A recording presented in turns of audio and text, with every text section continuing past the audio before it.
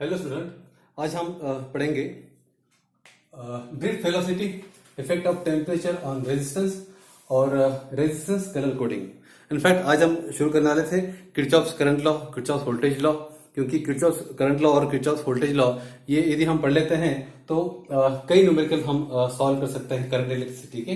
लेकिन ये drift velocity, effect of temperature on resistance और रेजिस्टेंस कलर कोडिंग, यानी कि कलर कोड देकर आप रेजिस्टेंस की वैल्यू कैसे कैलकुलेट करना चाहिए, ये भी आपका इंपॉर्टेंट पार्ट है और इसके ऊपर भी कई बार न्यूमेरिकल पूछे जाते हैं। तो आज हम ड्रिफ्ट वेलोसिटी क्या होती है वो देखेंगे और बाकी जो छोटे पार्ट है इस चैप्टर की वो भी देखेंगे। आज का वीडियो में थोड़ा धीरे पढ़ा रहा हूँ और स्लो पढ़ा रहा हूँ। मुझे देखना है कि कितना रिकॉर्ड कर सकता है मेरा हैंडसेट, रिकॉर्डिंग कितनी कर सकता है। यानी यदि उसने ज्यादा देर तक रिकॉर्डिंग की तो हो सकता है कि आज हम थोड़े न्यूमेरिकल भी ले लेंगे। तो सुन, ऐसी बात है कि जब कोई कंडक्टर को हम फील्ड नहीं लगाते हैं, जब कोई कंडक्टर को हम फील्ड नहीं लगाते हैं तो होता क्या है कि इसमें के जो इलेक्ट्रॉन है ये आपके रैंडम डायरेक्शन में ऐसे घूमते हैं। ओके, और इसकी कोई वेलोसिटी मान इनिशियल वेलोसिटी ले सकते हैं कि इसकी u1 वेलोसिटी है कि u2 है, इसकी u3 है, इसकी u4 है। तो जैसे कोई क्लास में मान लो कोई टीचर नहीं होता है तो मर्जी आए उधर घूमते हैं, मर्जी आए उधर टहलते हैं, तो कलेक्टिवली क्या होता है, उनका कोई डायरेक्शन नहीं होता है। ओके, तो जैसे यहाँ पर कोई फील्ड हमने नहीं लगाई है, ये कंडक्टर है, इसका मान लो क्रॉस सेक्शन एरिया ले लो, रेडियस r ले लो, क्रॉस सेक्शन एरिया a ले लो आप। तो इसका यदि आप वेक्टर सम करेंगे इनके जो मोमेंट था इलेक्ट्रॉन का, तो आप देखेंगे कि u1 plus u2 plus u3 plus u4 up to un। तो इसका ये जो कलेक्टिवली इसका जो आप सम करेंगे तो आपका 0 आता है। लेकिन जब हम इसे कोई फील्ड अप्लाई करते हैं या कोई पोटेंशियल डिफरेंस अप्लाई करते हैं तो क्या होता है कि मान लो कि आपका कंडक्टर है और इसको मान लो हमने एक बैटरी करंट की पोटेंशियल डिफरेंस अप्लाई किया, तो क्या हो, तो ये होगा कि इसकी जो इलेक्ट्रॉन है उसकी काइनेटिक एनर्जी बढ़ जाएगी और they will move with the high velocity, they will collide on some ions. तो होता क्या है कि ये जो इलेक्ट्रॉन आपके इधर से इधर ट्रैवल करेंगे, आपके जो ये नेगेटिव टर्मिनल है तो इलेक्ट्रॉन आपके लेफ्ट तरफ जाएंगे, आपका करंट आपका इस तरफ फ्लो होगा। ओके, तो यहां पर आपके जो इलेक्ट्रॉन है they will achieve some kinetic energy और वो मूवमेंट करेंगे किस तरफ, आपके लेफ्ट डायरेक्शन में मूवमेंट करेंगे। तो उस टाइम में they collide with other ions. Okay, और इस तरह ये ऐसे एक ही डायरेक्शन में ऐसे मूव होंगे, there will be conduction of the electron, और वो होते समय they collide on the ions on each other. तो इसमें इसकी जो हम एवरेज वेलोसिटी निकालेंगे, मान लो कि इसकी एक वेलोसिटी v1 है, इसकी वेलोसिटी v2 है, इसकी जो v3 वेलोसिटी है, इसकी जो एवरेज वेलोसिटी हम निकालेंगे हर एक इलेक्ट्रॉन की, वो जो एवरेज होगा उसे कहेंगे हम drift velocity. Very simple, drift velocity is the average velocity with which the electron moves in the conductor, when external field or electric field is applied। जब इलेक्ट्रिक फील्ड इसमें अप्लाई करते हैं हम, तो वो जो इलेक्ट्रॉन जिस एवरेज वेलोसिटी से मूव करते हैं तो उसे कहते हैं हम ड्रिफ्ट वेलोसिटी। अब एवरेज वेलोसिटी इसका मतलब क्या है कि मैं लिखता हूं कि drift velocity vd equal to average velocity निकालो v1 plus v2 plus v3, okay, up to vn। तो ये क्या हो गया, आपका एवरेज वेलोसिटी हो गया। डिवाइड करता हूं n से, तो vd is the drift velocity, the average velocity with which electrons moves in the conductor when the external field or the potential difference is applied to the conductor। Very simple. Okay, same conductor था, यहां पर हमने देखा कि यहां पर उसका resultant 0 था। यहां हमने जब पोटेंशियल डिफरेंस अप्लाई किया, इलेक्ट्रिक फील्ड अप्लाई किया, तो आपको पता है कि there is movement of electron and then there is a collision of electron. So होता क्या है कि आपकी ये ड्रिफ्ट वेलोसिटी मिली आपको vd equal to v1 plus v2 v3 up to vn divided by n। अब आपको पता है कि फर्स्ट इक्वेशन ऑफ काइनेमेटिक्स क्या है आपका, v equal to u plus at। Okay, तो ये आपका फर्स्ट इक्वेशन है काइनेमेटिक का। तो हम हर एक इलेक्ट्रॉन के लिए जब ये इक्वेशन पुट करेंगे तो क्या होगा कि u1 plus at1 plus u2 plus at2, okay, plus u3 plus at3 up to un plus atn। Okay, equation divided by n। Okay, तो ये हर एक इलेक्ट्रॉन का हमने क्या किया है, वेलोसिटी लिखा, क्योंकि हमको एवरेज निकालना है उसका। तो क्या होगा आपका फाइनली Vd इक्वल टू क्या होगा, यहां हम एक काम करते हैं, यहां हम u1 plus u2 plus u3 up to un, okay, इसको अलग लेते हैं, इसको डिवाइड करते हैं n से, और प्लस इसमें से हम a कॉमन करेंगे। इसे यहां पे देखेंगे आपकी एक्सेलरेशन जो है वो हमने सेम लिया, क्योंकि हमको पता है कि same field is applied to the conductor. तो हमने क्या किया, एक्सेलरेशन जो था उसको हमने एज इट रखा। तो यहां पर क्या मिलेगा आपको, t1 plus t2 plus t3 up to tn, okay, divide by n। यहां पर आप देखेंगे कि ये जो u1 plus u2 up to un जो है ये आपका 0 है, तो हम क्या करेंगे, इनिशियल वैल्यू 0 है तो उसको हम 0 लिखेंगे, प्लस a। ओके, अब ये जो कंपोनेंट है स्टूडेंट, कौन सा, t1 plus t2 plus t3 up to tn divide by n, इसे कहते हैं हम रिलैक्सेशन टाइम। इसे कहते हैं हम, ये जो एवरेज टाइम है, एक्चुअली ये एवरेज टाइम है, ये क्या है, ये आपका एवरेज टाइम, ये आपका एवरेज टाइम ऑफ इलेक्ट्रॉन, जो वेलोसिटी इसका एवरेज टाइम है। तो हम इसको क्या करेंगे, इसको रखेंगे हम 0 प्लस ये आपका a हो गया, ओके, और ये जो t1 plus t2 plus t3 तो tn डिवाइड बाय n है, ये जो एवरेज टाइम है उससे हम लिखेंगे टाउ। इसे क्या लिखेंगे, टाउ, जो है आपका relaxation time. Relaxation time, relaxation time वो होता है कि जब इलेक्ट्रॉन कोलाइड होते हैं, कोलाइड होने के बाद जब एक कोलिजन हो गया, उसके बाद में दूसरा कोलिजन जब होगा, उसके बीच का जो टाइम है उसे कहते हैं हम रिलैक्सेशन टाइम। वो गया आपका टो। तो इक्वेशन क्या मिला आपको, इक्वेशन मिला आपको Vd equal to a tau, Vd equal to a tau. अब हम देखते हैं कि ये जो एक्सेलरेशन है, एक्सेलरेशन के लिए हमें आपको दूसरी वैल्यू निकालना पड़ेगी। वो ऐसी होगी कि आपको पता है Newton second law, that is what, F equal to ma, F equal to ma। ये तो एक इक्वेशन हमें मिल गया, लेकिन हमें और एक क्वेश्चन पता है कि हमने इलेक्ट्रोस्टैटिक में पढ़ा था, जब हम कोई इलेक्ट्रिक फील्ड अप्लाई करते हैं then there is a force. तो फोर्स का आपको मैग्नीट्यूड क्या मिलता है, F इक्वल टू क्या आता है, F equal to Q into E। हमने देखा था जब इलेक्ट्रिक फील्ड हम क्या अप्लाई करते हैं तो फोर्स का इक्वेशन क्या होता है, F equal to Q into U। यहाँ Q क्या है, यहाँ Q है आपका इलेक्ट्रॉन, इसे मैं लिखता हूं यहाँ पे E इंटू कैपिटल E। एक इक्वेशन मिल गया हमें, इक्वेशन 2। अब जब हम ये दो इक्वेशन को इक्वेट करेंगे, मैं इसको मिटा देता हूं थोड़ा। तो स्टूडेंट जब हम ये दो इक्वेशन को इक्वेट करेंगे तो हमें मिलेगा ma equal to small e into capital E, यानी a इक्वल टू क्या मिला हमें, a इक्वल टू मिला हमें E capital E upon what, m। तो a की हमें नई वैल्यू मिली, वो क्या है, a equal to small e capital E upon m। ये हमें a का नया इक्वेशन मिला। ये इक्वेशन के जब हम इसकी वैल्यू यहां पुट करेंगे, यहां भी पुट करेंगे इसका, तो क्या मिलेगा, Vd equal to E capital E upon m into tau.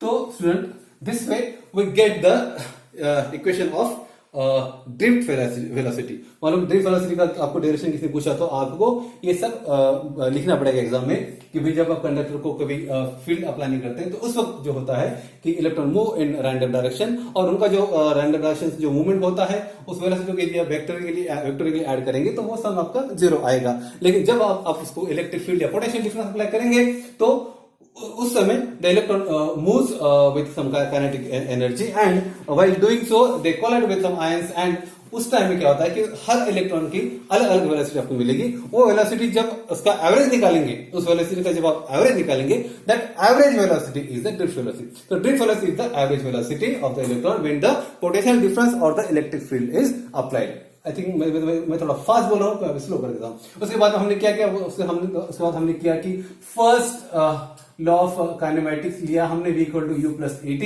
और इसमें हमने हर एक इलेक्ट्रॉन की वेलोसिटी ऐड की। तो u1 प्लस at1 ऐसे हम हर एक इलेक्ट्रॉन की वेलोसिटी ऐड की। उसमें हमने u1 u2 u3 को अलग निकाला, जो आपका 0 हो जाता है। तो बचता क्या है, बचता है आपका a in bracket t1 t2 t3 up to tn divide by n।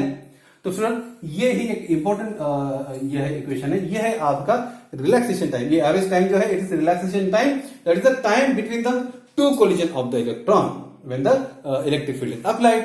तो T1 plus up to Tn जो डिवाइड बाय n है, इसे हम डिनोट करते हैं एवरेज टाइम को या रिलेटिव टाइम को, दैट इज टाउ से डिनोट करते हैं। तो हमें VD यानी कि ड्रिफ्ट वेलोसिटी मिली हमको A टाउ के फॉर्म में। यहाँ हमको A का जो ये है A को रिप्लेस करना है कोई और इक्वेशन से। तो हमने क्या किया, second law of motion F equal to ma और F equal to Q।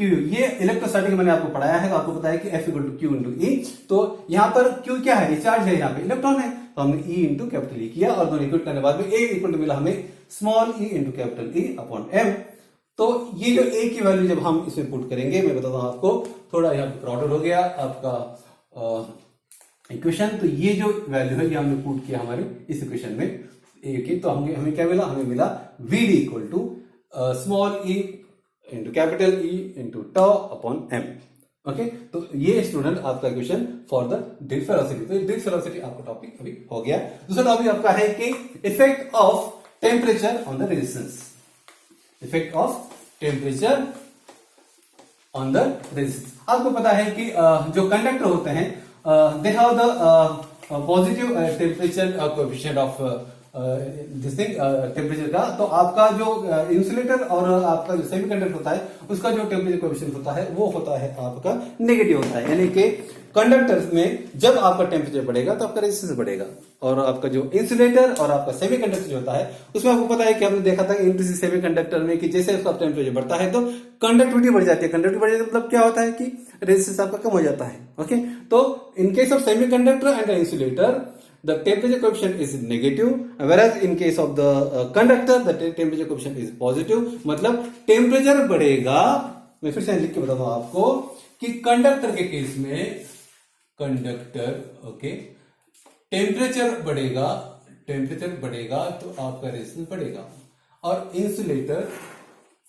Insulator और सेमीकंडक्टर में आपको पता है कि टेम्परेचर आपका बढ़ता है तो रेजिस्टेंस घटता है। क्योंकि जैसा टेम्परेचर बढ़ा दिया, आपने देखा था कि सेमीकंडक्टर में टेम्परेचर बढ़ता है तो आपका रेजिस्टेंस क्या होता है, कम हो जाता है, अनकंडक्टिविटी बढ़ जाती है। और हमने देखा था लिमिटेशन ऑफ ओम्स लॉ में कि सेमीकंडक्टर के लिए ओम्स लॉ ये ओबे नहीं करता है। तो हम देखेंगे अभी effect of temperature on the resistance. तो स्टूडेंट देखते हैं कि मान लो कि कोई कंडक्टर है, मान लो कि ये कंडक्टर है और ये पेन नहीं चल रहा है, तो अनदर पेन, तो ये यूजली होता है। तो ये कंडक्टर है ओके, और जब हम इसे टेम्परेचर इंक्रीज करते हैं, ये कंडक्टर है आपका, टेम्परेचर इंक्रीज क्या होगा, टेम्परेचर इंक्रीज करेंगे तो ये मैं लिखता हूं, टेम्परेचर इंक्रीज किया हमने तो आपकी काइनेटिक एनर्जी बढ़ जाएगी। काइनेटिक एनर्जी बढ़ जाएगी, तो काइनेटिक एनर्जी बढ़ेगी तो क्या होगा, काइनेटिक एनर्जी बढ़ जाएगी तो आपका इलेक्ट्रॉन बहुत ज्यादा वेलोसिटी से क्या होंगे, ट्रैवल होंगे, और उनका जो रिलैक्सेशन टाइम है, जो रिलैक्सेशन टाइम मैंने अभी बताया आपको, relaxation time will decrease. So this way as you increase the temperature okay the resistance also increase. तो अब हम देखेंगे कि रेजिस्टेंस किस किस चीज पे डिपेंड करता है। तो मैं बताऊं आपको, रेजिस्टेंस तो एक तो डिपेंड करेगा आपका original value of the resistance, और दूसरा होगा आपका टेम्परेचर। तो हम ऐसा बता सकते हैं कि the delta R is directly proportional to, पहले क्या रहेगा आपकी जो इनिशियल वैल्यू टेम्परेचर की वो, और इनटू आपका डेल्टा टी ओके। तो ये आपका इक्वेशन की डेल्टा आर यानी कि change in resistance directly proportional to original value of the resistance जो कि आर नॉट, और इनटू डेल्टा टी। तो यहां हम देखेंगे कि डेल्टा आर क्या होगा, आपका डेल्टा आर होगा R minus R naught okay, और ये जो डायरेक्ट प्रोपोर्शनलिटी है उसको निकाल के उसका एक कांस्टेंट बनेगा that is alpha okay, and यहां रहेगा आपका आर नॉट, और ये जो आपका डेल्टा टी है, आपका डेल्टा टी ये होगा आपका T minus T naught okay. अब देखेंगे हम क्या होता है, तो ये हो गया आपका R minus R naught okay equal to alpha R naught T minus T naught okay. तो यहां पर ये कांस्टेंट जो है आपका, जो आपका प्रोपोर्शनल सिंबल रहता है वही आपका यहाँ कांस्टेंट जैसा आता है कि अल्फा ओके। तो डोंट गेट कंफ्यूज, ये आपका टेम्परेचर कोएफिशिएंट है आपका। तो यहां क्या होगा, R equal to R naught plus alpha R naught T minus T naught. Okay, तो इसे हम और थोड़ा आगे सॉल्व करेंगे तो हमें एक आर नॉट कॉमन निकालना है, 1 plus alpha T minus T naught. Okay, यहां पर मैं बता दूं आपको कि आर नॉट क्या है, ये आपका इनिशियल वैल्यू ऑफ रेजिस्टेंस है, टी नॉट क्या है कि इनिशियल टेम्परेचर है। ओके, आपका इनिशियल जो वैल्यू है रेजिस्टेंस का वो आर नॉट था, आपका टेम्परेचर का वैल्यू था वो टी नॉट था, लेकिन जैसे हमने टेम्परेचर चेंज किया तो जो फॉर्मूला है आपका change in resistance is directly proportional to okay the original value of resistance, यानी कि ओरिजिनल वैल्यू रेजिस्टेंस क्या है, 5 ओम है, 10 ओम है, 100 ओम है, तो उसके ऊपर भी आपका जो रेजिस्टेंस चेंज होने वाला है वो डिपेंड करता है। और दूसरा टेम्परेचर चेंज कितना है आपका। ओके, तो delta R is directly proportional to R naught delta naught, तो डेल्टा आर यानी क्या है, R minus R naught. Okay, तो ये हो गया आपका रेजिस्टेंस का। उसके बाद में हमने क्या किया, उसके बाद में हमने डेल्टा टी को सिंप्लीफाई किया कि वो टी माइनस टी नॉट यानी कि इनिशियल टेम्परेचर टी नॉट था, तो ये आपका चेंज इन टेम्परेचर हो गया। तो R minus R naught equal to alpha R naught in bracket T minus T naught. Okay, तो जब इसको हम सिंप्लीफाई करेंगे तो क्या मिलेगा हमें, R equal to R naught plus alpha R naught in bracket T minus T naught. ऐसे हमने क्या किया कि आर नॉट को हमने क्या किया, कॉमन निकाला, तो इक्वेशन क्या बोला हमें, R equal to R naught in bracket 1 plus alpha T minus T naught. यहाँ पे जो अल्फा है is called as temperature coefficient, is called as temperature coefficient. Okay, जिसे हम टेम्परेचर कोएफिशिएंट कहते हैं। और ये जो टेम्परेचर कोएफिशिएंट होता है ये कंडक्टर के लिए, ये होता है कंडक्टर के लिए होता है, ये आपका पॉजिटिव होता है, और इंसुलेटर या सेमीकंडक्टर के लिए ये इसकी वैल्यू नेगेटिव होती है। जैसे मैंने बताया आपको कि टेम्परेचर बढ़ता है तो रेजिस्टिविटी जो है आपके सेमीकंडक्टर की वो कम होती है, उसका उल्टा होता है। और कंडक्टर में क्या होता है, जैसे आपका टेम्परेचर बढ़ता है तो रेजिस्टेंस आपका बढ़ता है और सेमीकंडक्टर में घटता है। तो ये स्टूडेंट आपका effect of temperature on resistance. तो इसके बेसिस पे हम कुछ और चीज देखेंगे कि मान लो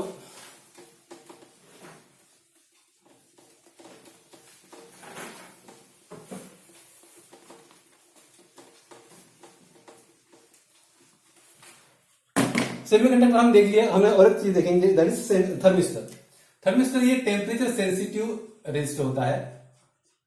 थर्मिस्टर क्या होता है, ये आपका टेम्परेचर सेंसिटिव रेजिस्टर होता है। जैसे आपका ये इसमें से करंट फ्लो होगा और टेम्परेचर बढ़ेगा तो इसका रेजिस्टेंस क्या होगा, बहुत ज्यादा बढ़ जाता है। ओके, एंड दिस थर्मिस्टर ये जो मटेरियल होता है ये हम यूज करने के बाद वाटर हीटर्स, जहां पे भी हीटिंग का काम होता है वहां पे हम थर्मिस्टर जो है ये हम यूज करते हैं। उसके बाद में इसमें और एक चीज है that is the super conductivity material. Super conductivity का जो मटेरियल होता है, सुपर कंडक्टिविटी एक तो मैं बता रहा हूं, इसके पहले आपको इंसुलेटर का बताया, उसके बाद सेमीकंडक्टर थर्मिस्टर, अब ये सुपर कंडक्टिविटी का मतलब क्या है, यानी कि जिसमें हाई कंडक्टिविटी होती है, जिसमें रेजिस्टेंस ऑलमोस्ट 0 के बराबर होता है। ओके, आज तक जो भी हमने कंडक्टर की बात की उसमें कुछ ना कुछ थोड़ा रेजिस्टेंस होता है। तो मटेरियल जो होता है आपका कंडक्टर का, कॉपर हो, एल्यूमिनियम हो, जो भी हो, तो उसमें थोड़ा सेल का रेजिस्टेंस होता है उस मटेरियल का। लेकिन सुपर कंडक्टिविटी में जो मटेरियल यूज करते हैं, जैसे कि कोई कहता है कि भाई mercury is a super conductivity material, उसको मानते हैं कि मर्क्यूरी जो Hg है वो आपका सुपर कंडक्टिविटी मटेरियल है। तो ऐसे इसमें आपका रेजिस्टेंस जो हम मानते हैं वो 0 होता है। Electron are so free, they little when you apply little potential difference और द वोल्टेज, उसका जो मूवमेंट है फास्ट होता है, इसीलिए उसे कहते हैं सुपर कंडक्टिविटी मटेरियल। तो स्टूडेंट अभी हमने देख लिया कि effect of temperature on resistance, drift velocity देखा हमने, और उसके बाद में देखा हमने कि semiconductor and insulator they have the negative temperature coefficient and the conductor they have the positive temperature coefficient.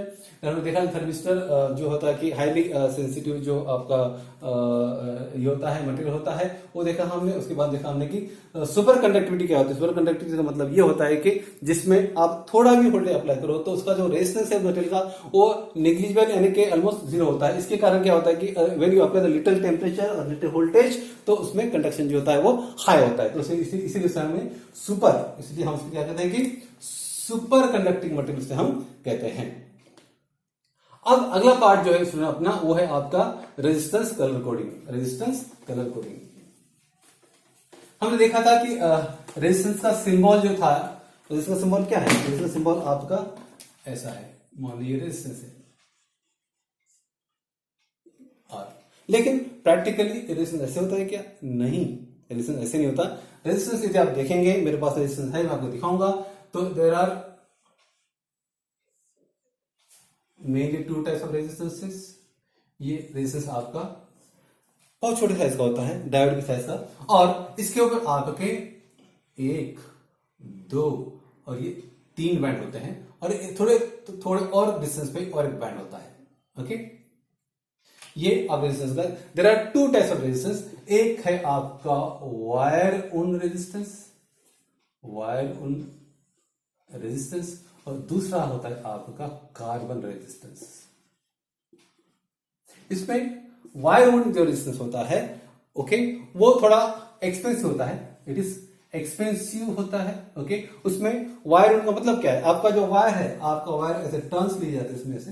Okay, you know as you increase the length of the wire, आपका रेजिस्टेंस क्या होगा? रेजिस्टेंस का increase होगा, और equal to rho L by A. जैसे आपका length बढ़ेगा तो आपका रेजिस्टेंस बढ़ेगा, तो ऐसा वायर उन ऐसा रेजिस्टेंस बना हुआ रहता है। ओके, एंड ये रेजिस्टेंस जो होता है, ये सेंसिटिव रेजिस्टेंस होता है और ये एक्सपेंसिव रेजिस्टेंस होता है, लेकिन this kind of resistance is not used in the electronic circuit. So most of the resistances which are used in electronic circuit are carbon resistances, which are carbon resistance. ये आपके light sorry very small size, ये आपका small size होता है, not expensive होता है, expensive नहीं होता है।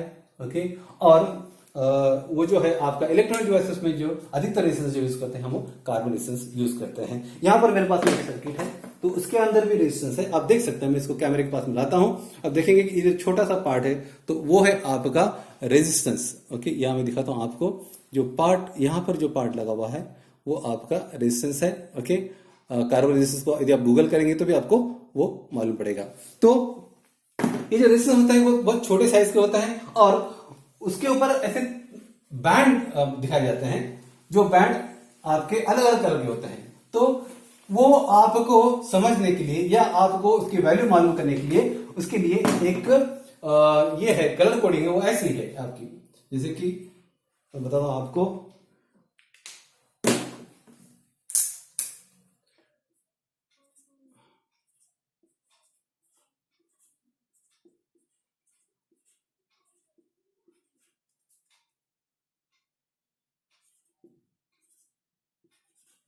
ओके, तो ये आपकी कलर कोडिंग होगी, BBROY GBVGW, और ये GSN। तो यहां पर मैं आपको 0 1 2 3 4 5 6 7 8 9, और ये होगा आपका 5%। ये क्या होता है? ये होता है आपका टॉलरेंस, मैं अभी बताता हूं। ओके, तो ये कलर कोडिंग है, और इसका फॉर्मूला होता है, वो फॉर्मूला ऐसा होता है कि A B 10 to the power C। मान लो कि कोई रेजिस्टेंस की वैल्यू निकालना है, तो आपको ये फॉर्मूला आप यूज करते हैं। वो कैसे करता है मैं बताता हूं आपको, कि मान लो कि आपका पहला जो बैंड है, ये पहला बैंड मान लो कि आपका रेड है, ये आपका रेड में ड्रॉ करता हूं। दूसरा जो बैंड है आपका, वो बैंड है आपका ग्रीन। एक्चुअली मेरे पास में जो मार्कर है वो मैं यूज कर रहा हूं, और तीसरा है आपका ब्लैक। ओके, और यहां पर मेरे पास में सिल्वर नहीं है, और मेरे पास में गोल्ड भी नहीं है, तो मैं समझ सकता हूं कि ये जो है आपका, ये समझ लो आपकी गोल्ड है, यानी कि हम ब्लैक और मेरा की गोल्ड, मैं गोल्ड लिखता हूं पे। ओके, गोल्ड है। तो आपको इसका वैल्यू निकालना, तो कैसे निकालेंगे आप? पहला बैंड क्या है? पहला बैंड है आपका रेड। ओके, तो ये मैं पहले बताऊं आपको कैसा है। ये black, brown, red, orange, yellow, green, ये आपका फिर ब्लू, वायलेट। ओके, उसके बाद में ये आपका grey, and then white. Okay, तो इसको आपको समझने के लिए या आपको याद करने के लिए, आपको कैसा याद करना है? That is what is that? B B Roy. Okay, B B Roy of Great Britain, very good wife. कैसे? B B Roy, Great Britain, very good wife, wears gold silver necklace. फिर से बताऊं आपको, बीबी Roy of Great Britain has very good wife, okay, and wears, यहाँ wears लिखो आप, wears gold silver necklace। तो ये जो है, ये आपके वैल्यूज हैं, और ये आपका टॉलरेंस है, ये आपका टॉलरेंस है। ओके, टॉलरेंस गोल्ड का हो तो आपका 5% टॉलरेंस रहेगा, सिल्वर का हो तो आपका 10% टॉलरेंस रहेगा, और मान लो कि यहां पर कोई बैंड नहीं है तो आपका टॉलरेंस आप 20% पकड़ सकते हैं। तो यहां पर आपका स्टूडेंट यहाँ पे जो आपका पहला बैंड है, ये बैंड कौन सा आपका रेड है, तो रेड कौन सा है 2, मैं यहाँ 2 लिखता हूं। ओके, फिर जो दूसरा बी बैंड कौन सा है आपका, वो है आपका ग्रीन, तो आपका ग्रीन कौन सा है, ये वाला ग्रीन की, don't get confuse between this green and this grey. Okay, ये आपका ग्रीन होता है, ये आपका, मैं ग्रीन को ग्रीन से लिखता हूं, तो ये होता है आपका ग्रीन, ये होता है आपका ग्रे, ग्रे को मैं ब्लैक से लिखता हूं। ओके, तो आपको समझ आसान जाएगी, ये होता है आपका ग्रे। ओके, और पहला ब्लैक होता है, पहले क्या होता है आपका ब्लैक। ओके, तो स्टूडेंट पहला था क्या था अपना, पहला रेड है, रेड तो रेड की वैल्यू क्या है 2 है, तो 2 लिख दिया मैंने यहां पर। ओके, उसके बाद में क्या है, दूसरा है आपका ग्रीन, ग्रीन की वैल्यू कितनी 5, ये 5 लिख दिया मैंने, और 10 टू द पावर, तो तीसरा क्या है, तीसरा आपका ब्लैक है। ओके, सी क्या है आपका ब्लैक है, तो ब्लैक कौन सा है, ब्लैक आपका 0। ओके, तो क्या मिला आपको, ओके, यहां मिला आपको ये ओहम, तो क्या मिलेगा आपको 25 इंटू 10 टू पावर 0 क्या आएगा 1। ओके, आपका आएगा ये 25 ओम, क्या मिलेगा आपको 25 ओम। अब मान लो कि ये आपका गोल्ड है, जो लास्ट जो रिंग है, टॉलरेंस का रिंग है, तो आपको क्या लिखना है कि इसमें टॉलरेंस जो होगा आपका, वो टॉलरेंस होगा आपका 5%। 5% क्या होगा टॉलरेंस, यानी क्या, टॉलरेंस यानी कि उसके 5% जो रेजिस्टेंस है उसका आपका वैरी हो सकता है। Okay, that is 5%। तो ये टॉपिक मैं आपको फिर से बताऊं स्टूडेंट कि जब आपको रेजिस्टेंस की वैल्यू कैलकुलेट करते हैं तो उस टाइम आपको ख्याल रखना है कि B B Roy of Great Britain very good wife wears gold silver necklace. तो यहाँ पर जो है आपका ब्लैक ब्राउन रेड ऑरेंज ऐसा देख सकते हैं। इसमें जो पहला जो ग्रीन आएगा वो आपका ग्रीन रहेगा और दूसरा जो जी आएगा वो आपका ग्रे रहेगा। ये तो आपकी वैल्यू है। और जब आपको कैलकुलेट करना है वैल्यू रेजिस्टेंस की, यहाँ पे लिखता हूँ रेजिस्टेंस की वैल्यू जो कैलकुलेट करना है आपको, तो पहला जो बैंड रहेगा ए बैंड कौन सा रहेगा आपका, तो ये ए बैंड हो गया आपका, ये ए हो गया, ये आपका बी हो गया, सी। तो ये इसे आप ए बी और 10 टू पावर सी, यानी जो भी जो तीसरा बैंड रहेगा वो आपको कहां रखना है, 10 टू पावर करना है। ओके, सो ए की वैल्यू है आपकी ए की वैल्यू है आपकी रेड बैंड है तो रेड बैंड मैंने 2 लिया। बी वैल्यू है आपकी ग्रीन, तो ग्रीन को मैंने यहाँ पे 5 लिया, और इंटू 10 टू पावर सी जो है, सी जो आपका है वो आपका क्या है ब्लैक है, तो ब्लैक जो है आपका, ये ब्लैक है आपका, तो ब्लैक यहां पर मैंने लिया 0। ओके, ब्लैक आपका 0 लिया, 10 टू पावर 0 इज 1। ओके, तो 25 ओम ये आपका वैल्यू हो गया। तो मान लो कि आपको कोई न्यूमेरिकल पूछता है आपके बोर्ड में या आपके सीईटी में कि मान लो कि 1000 वैल्यू का रेजिस्टेंस है, मान लो 1000 ओम का रेजिस्टेंस है, तो इसमें कलर बैंड कौन से रहेंगे। आप क्या कर सकते हैं इसमें कि आपने ऐसा कर दिया कि 10 इंटू 10 टू द पावर 3 है ना। ओके, सॉरी 10 टू पावर 2 रहेगा, ये 10 टू पावर 2 रहेगा। ओके, तो ये हो जाएगा आपका 1000 ओम होगा। तो आप 1 क्या है, 1 आपका ब्राउन है, ये क्या रहेगा आपका, यहां लिखता हूं ये ब्राउन, उसके बाद 0 क्या आएगा brown, then black, and 10 to power 2 क्या है, 2 क्या है आपका रेड है। मतलब क्या होगा, यदि आप इसका रेजिस्टेंस दिखाओगे ऐसे, तो यहां क्या रहेगा, पहले ये ब्राउन रहेगा, ब्राउन, उसके बाद में ये आएगा आपका ब्लैक, आपका ब्लैक आएगा, और तीसरा जो बैंड आएगा वो रहेगा आपका रेड, रेड। ओके, और ये जो टॉलरेंस यदि आपको पूछते हैं कि भी आपका गोल्ड टॉलरेंस इसमें होगा, ओके, तो आप 5% ले सकते हैं, और आपका सिल्वर होगा आपका 4th बैंड, तो 10% ले सकते हैं, और यदि आप कोई भी बैंड नहीं है तो आप 20% जो है नो बैंड, नो बैंड होगा तो आप उसका 20% टॉलरेंस ले सकते हैं।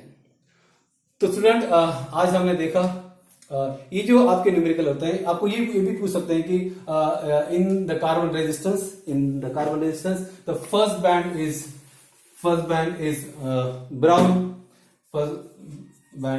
Brown, second band is red, and third is से ग्रे। ओके, तो आप इसकी वैल्यू निकालो तो बहुत आसान है। ब्राउन यानी कौन सा आपका ये 1 रहेगा, रेड यानी कौन सा आपका 2 रहेगा, और आपका जो ग्रे है, ग्रे आपका 8 नंबर पे यानी 10 टू पावर 8 आएगा। ओके, तो आप क्या कर सकते हैं, this way you can calculate the ohm. Okay, इसमें आपका 12 इंटू 10 टू पावर 8 ये आपका ओम क्या होगा, आपका ये रेजिस्टेंस का वैल्यू होगा। और किलो ओम करने के लिए अब क्या करना पड़ेगा, इसको 10 टू द पावर आपको ये लेना पड़ेगा। जब ऐसा करेंगे तो यहाँ पे आपको और प्रॉब्लम आएगी, यानी 12 × 10 टू द पावर 8 ये जो है ये आपका सही आंसर रहेगा। तो आज का जो टॉपिक है स्टूडेंट वो मैं फिर से आपको रिपीट करता हूं, रिकॉर्डिंग में थोड़ा 10 मिनट और करेंगे। पहले देखा हमने drift velocity. Drift velocity is the average velocity of electron when potential difference is applied or electric field is applied. It is the average velocity of the electron when they move in the conductor, okay, when electric field or potential difference is applied to the conductor. ये हो गया आपका drift velocity, जिसको हमने formula drive किया था। Formula drive करने के लिए हमने इनिशियल वेलोसिटी 0 लिया था, उसके बाद में जो आपका था v = u + at किया था, और उसमें a वैल्यू अपने कांस्टेंट रख के t1 t2 t3 किया था और डिवाइड बाय n किया था। तो t1 t2 t3 divide by n ये था हमारा relaxation time, average time, okay. और उसके बाद हमने न्यूटन सेकंड लॉ जो इक्वेशन है F = ma, और वो और उसको हमने F = Q × U इसे इक्वेट करके हमने A की वैल्यू निकाली थी, और फाइनली हमें we got the equation for drift velocity, that is VD = equation आपको पता है ना। वो तो हो गया आपका ड्रिफ्ट वेलोसिटी का। देन इफेक्ट ऑफ टेम्परेचर में देखा कि temperature is resistance is dependent on the temperature also. तो हमने देखा था कि डेल्टा आर को हमने is that proportional to original value of resistance और चेंज इन टेम्परेचर, ऐसा किया था। उसके बाद हमने डेल्टा आर को हमने R - R0, ओके, इसको इक्वेट किया, और ये अल्फा टेम्परेचर कोएफिशिएंट है आपका, इसको R0, और डेल्टा टी को हमने T - T0 किया। इसको हमने जब सॉल्व किया तो हमें एक इक्वेशन मिला, and that was the equation of the effect of temperature. और उसके बाद हमने देखा था कि रेजिस्टेंस की वैल्यू कैसे हम कैलकुलेट करते हैं कलर कोडिंग के ऊपर से। तो कलर कोडिंग का जो आपका ये होता है, क्या बोलते हैं उसका, आपका जो चार्ट होता है वैसे कि B B Roy of Great Britain very good wife, और ये वेयर्स गोल्ड सिल्वर नेकलेस। याद रखने के लिए ऐसे हम यूज करते हैं। शुरू में आपका ब्लैक है, ब्लैक और रेड ऐसा ये करना है। तो 0 से 9 तक वैल्यू दिया हमने। गोल्ड को आपको 5% का टॉलरेंस है, आपको सिल्वर का आपका 10% टॉलरेंस है, और जब कोई भी आपकी नो वैल्यू कोई टॉलरेंस दिया नहीं तो आपको 20% टॉलरेंस आप ले सकते हैं। न्यूमेरिकल में जब आपको टॉलरेंस दिया जाता है तभी आपको लेना है, अदरवाइज आपको नहीं लेना है। या तो आपको नो टॉलरेंस यदि दिया जाता है कि 20% कंसीडर करो तो आपको न्यूमेरिकल वैसे सॉल्व करने पड़ेंगे। और यदि आपको कोई वैल्यू दिया है आपको रेजिस्टेंस की, उसके ऊपर से आप कलर कोडिंग कर सकते हो। और मान लो कलर कोडिंग के कुछ आपको तीनों बैंड के कलर दिए हैं, तो उसके ऊपर से भी आप A B × 10⁶। A यानी कि फर्स्ट बैंड, B यानी कि सेकेंड बैंड, और ये C है 10⁻3। C जो है आपका ये आपका थर्ड बैंड रहेगा। यदि फोर्थ बैंड दिया जाएगा, और फोर्थ बैंड यदि आपका गोल्ड का होगा तो 5%